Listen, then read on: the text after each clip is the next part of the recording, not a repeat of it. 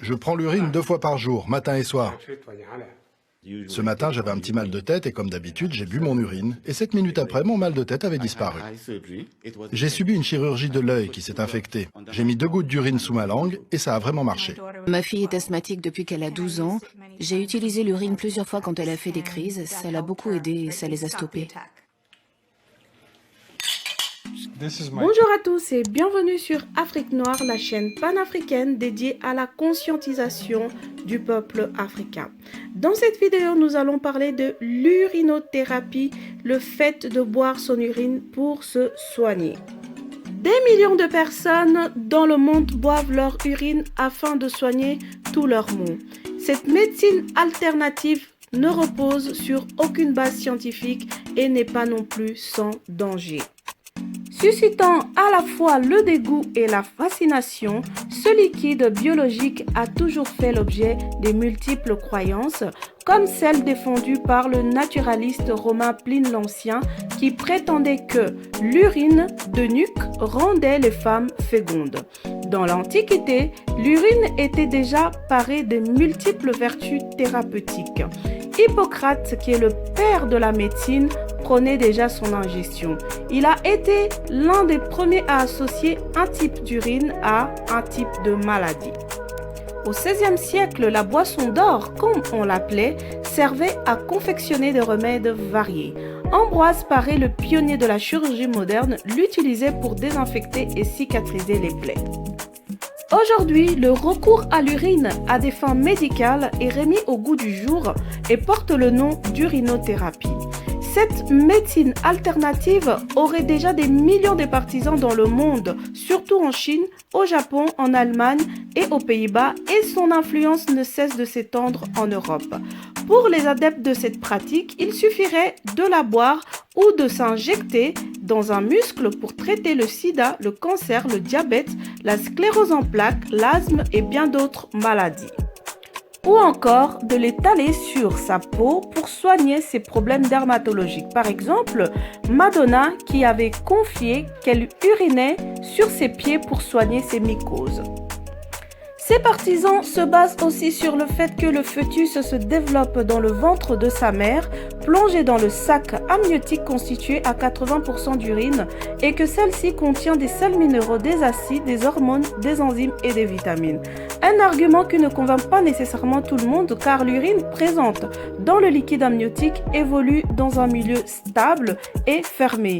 Elle ne ressemble pas à celle que nous produisons dont la composition varie sans cesse en fonction de notre métabolisme. Il faut savoir que l'urine est composée à 95% d'eau. Pour les adeptes de l'urinothérapie, le remède vient des 5% restants composés des nutriments, minéraux, hormones, urée et autres métabolites actifs auxquels ils prêtent des effets thérapeutiques. Ce sont des déchets éliminés par les reins pour maintenir un équilibre hydrique et ionique dans l'organisme. Le pape de cette méthode, le néerlandais Koen van der Kroon, qui considère en effet que l'urine est un véritable élixir de vie. Selon lui, les reins produisent des substances qui, une fois réintroduites dans l'appareil digestif, auraient des effets bénéfiques, notamment des produits qui fortifient le système de défense de notre organisme. Une chose est sûre, il n'y a aucune base scientifique prouvant les bienfaits de l'urine sur la santé et rien ne prouve que cette pratique tant publicitée par certaines stars ou athlètes est efficace. Donc, aucune étude sérieuse sur le sujet n'a été conduite. Alors, il est vrai que l'urine est un mélange de toxiques et des résidus du métabolisme cellulaire et malgré cela, ce liquide biologique issu d'un corps en bonne santé ne lui sera jamais néfaste. En revanche, cette boisson présente des risques si l'individu s'alimente mal, fume, se drogue ou souffrant d'une infection urinaire. Un corps en mauvaise santé rejette des poisons.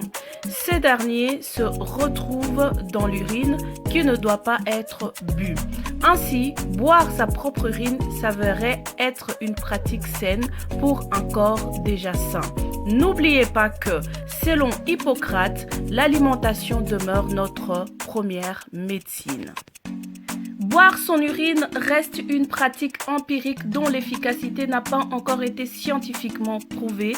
Elle est également contestée notamment par l'allergologue allemand Walter Dorsch, désolé si je prononce mal le nom, qui trouve absurde sur un plan biologique de s'infliger à nouveau ce que le corps a d'abord éliminé, parce que l'élimination est toujours aussi une détoxication.